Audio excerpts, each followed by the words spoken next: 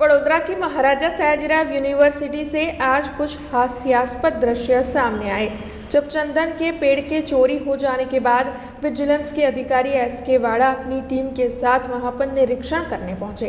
वैसे ताज्जुब की बात तो ये है कि 250 एकड़ की महाराजा सयाजीराव यूनिवर्सिटी की जगह है जिसमें केवल 200 सिक्योरिटी जवान मौजूद है। इससे पहले भी यह महाराजा सयाजीराव यूनिवर्सिटी के कैंपस से चंदन के पेड़ चोरी हो चुके हैं। तब फिर एक बार कुछ दिनों पहले यूनिवर्सिटी के मुख्यालय के पीछे से 2 चंदन के पेड़ चोरी हुए।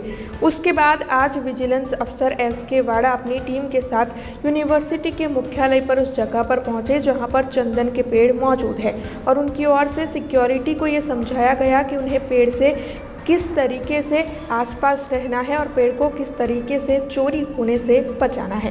वैसे आपको ये बता दें कि जब चोरी हुई तब आखिरकार ये सिक्योरिटी गार्ड कहाँ थे, ये सवाल इसीलिए उठ खड़ा हो रहा है क्योंकि यूनिवर्सिटी के मुख्यालय के पास ही एक सिक्योरिटी पॉइंट मौजूद है। वैसे बात यह है कि जब यूनिवर्सिटी पर पहुँचे एस.के. वाड़ा को पत्रकारों ने कई सवाल किए और ये पूछा कि जब चंदन के पेड़ चोरी करने के लिए चोर आएंगे और उनके पास हथियार होंगे तो आपके पास कौन से हथियार होंगे जिससे कि आप बच सके। तब उनके ओर से ये जवाब दिया गया कि ऐसे हथियार केवल पुलिस ही रख सकती है, सिक्योरिटी के पास ऐसे हथियार नहीं होते हैं। तब आखिरकार उनकी ओर से ये विजिट क्यों की गई, इस पर कई सवाल उठ खड़े हो रहे हैं। अच्छा, હવે આ હમણાં 2 દિવસ પહેલા જે બનાવ બન્યો છે ચંદનના ઝાડની ચોરીનો, તેના અનુસંધાને આમ તો અમે અવારનવાર સિક્યુરિટીને તાલીમ આપતા જ હોઈએ છીએ। તો એ તાલીમના એક ભાગરૂપે ફરી વખત તાલીમ એટલા માટે આપી કે આ સિક્યુરિટી ગાર્ડ્સ છે એ રોજમદાર છે, એટલે રોજ બદલાતા હોય છે, એટલે તમામ સિક્યુરિટી ગાર્ડ સતત હાજર નથી હોતા। તો થોડા મહિના પછી બીજા નવા ગાર્ડ આવતા હોય એટલે એ લોકોને ખબર નથી હોતી કે કઈ કઈ જગ્યાએ ચંદનના ઝાડો છે, કઈ કઈ જગ્યાએ રિસ્ક ફેક્ટર છે। તો એની માટે આજે તાલીમનું આયોજન કરવામાં આવ્યું હતું। એમાં ટોટલ અમારી 4 શિફ્ટ છે સિક્યુરિટીની।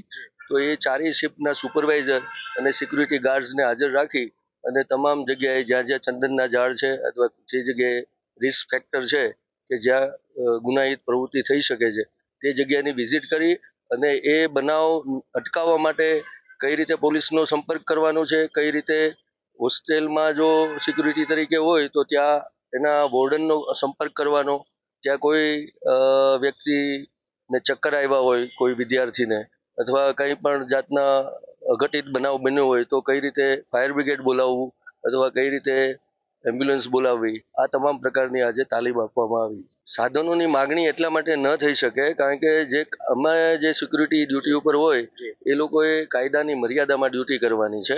તો કાયદાની મર્યાદામાં જે ગુજરાત પોલીસ એક્ટ મુજબ બચાવ માટે ફક્ત લાકડીનો પ્રયોગ કરવાની છૂટ હોય છે, એટલે કોઈ ઘાતક હથિયારો સિક્યુરિટી ગાર્ડ્સે રાખવાની હોતા નથી। એની માટે પ્રબંધ એવો કરવામાં આવે છે કે જ્યારે સિક્યુરિટી ગાર્ડને એવું લાગે કે આ ઘાતક હથિયારો સાથે છે તો ત્યારે એને તાત્કાલિક 100 નંબર ડાયલ કરી પોલીસ બોલાવવાની છે અને અમને બધાને બોલાવી લેવાના છે કે જેથી કરીને આગળ શું કરવું, કારણ કે પોલીસ આવે એટલે તરત એને હથિયારો રાખવાની પરવાનગી છે પોલીસ ડિપાર્ટમેન્ટ।